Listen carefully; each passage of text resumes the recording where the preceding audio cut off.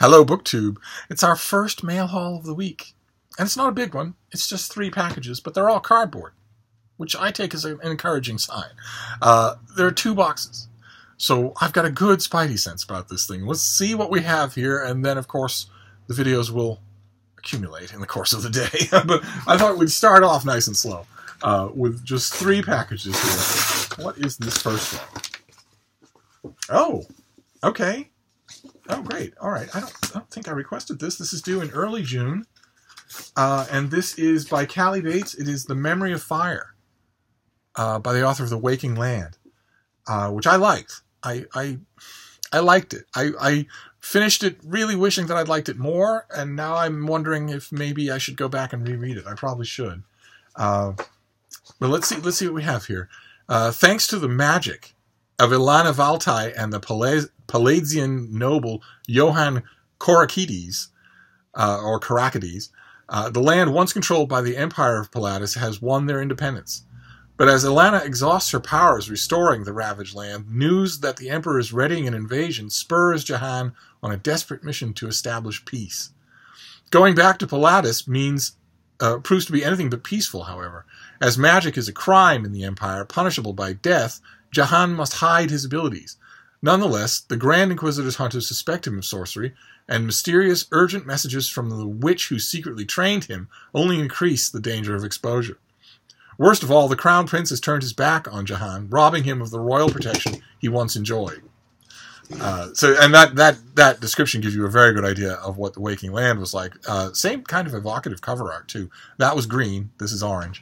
But that cover description gives you an idea of what you're in for here. Very well done political intrigue laid against a backdrop of epic fantasy. So I don't know. Now I'm wondering if maybe The Waking Land caught me on an odd hop, and then maybe I should look over it again. I will see if I still have a copy. And then we'll move on to the boxes here. Because boxes are always exciting there, because sometimes they are heavy finished copies, which means big books.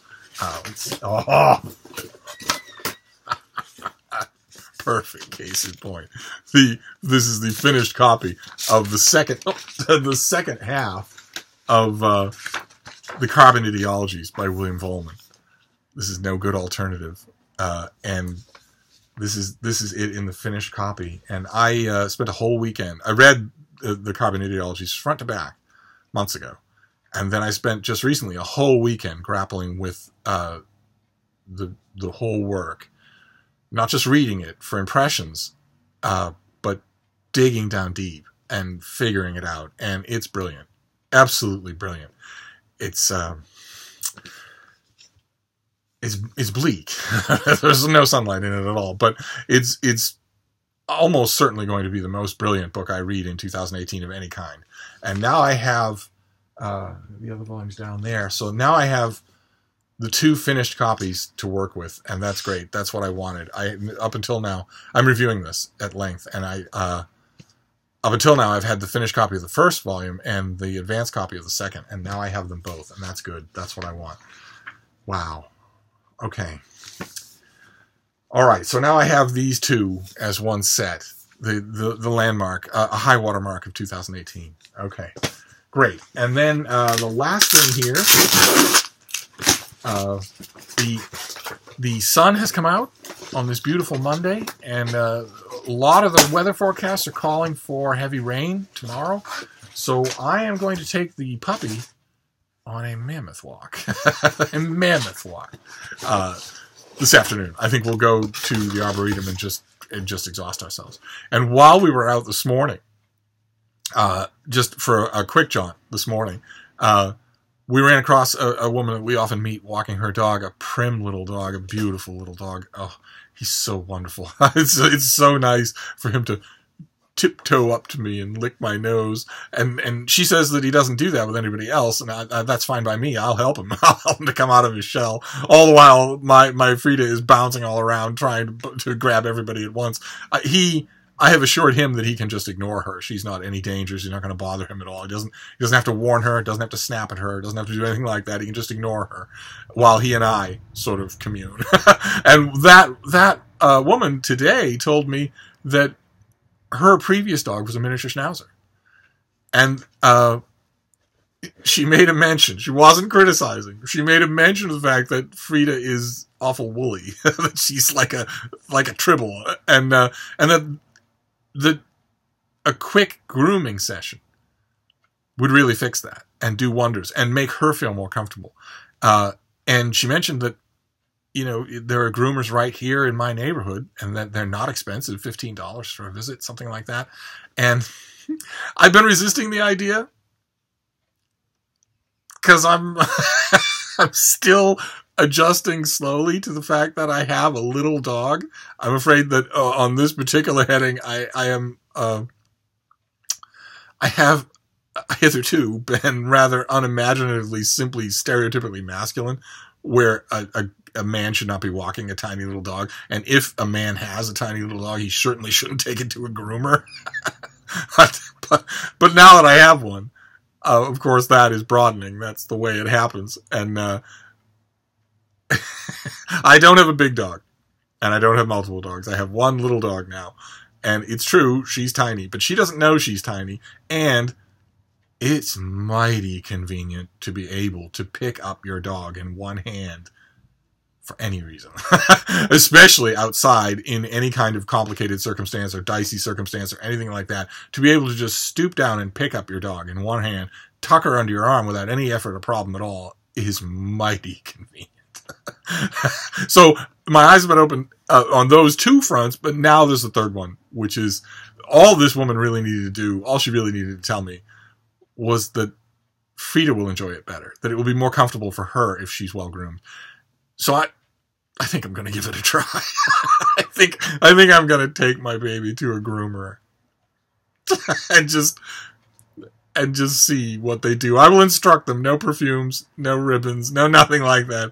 Just clean her, trim her toenails, and groom her from head to toe. No outlandish hairdos, no styles of any kind. I just want you to groom her. That's all. And see what it's like. And if it really does make a difference, then I guess I'll just be that guy. Just what's next in my life. Little poodles. But anyway.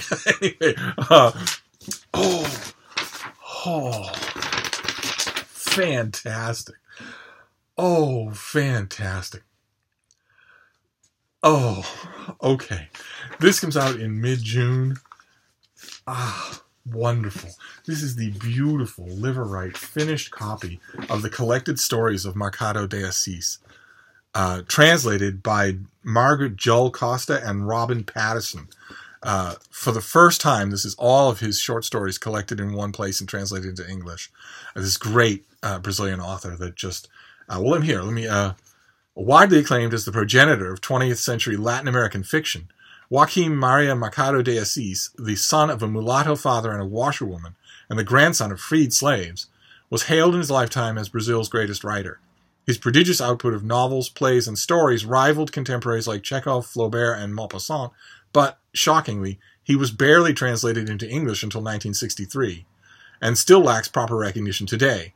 Drawn to the master's psychologically probing tales of Fin de Sickle, Rio de Janeiro, a world populated with dissolute plutocrats, grasping parvenus, and the struggling spinsters, acclaimed translator Costa and Patterson have now combined Machado's 7 short story collections into one volume, featuring 76 stories, a dozen appearing in English for the first time.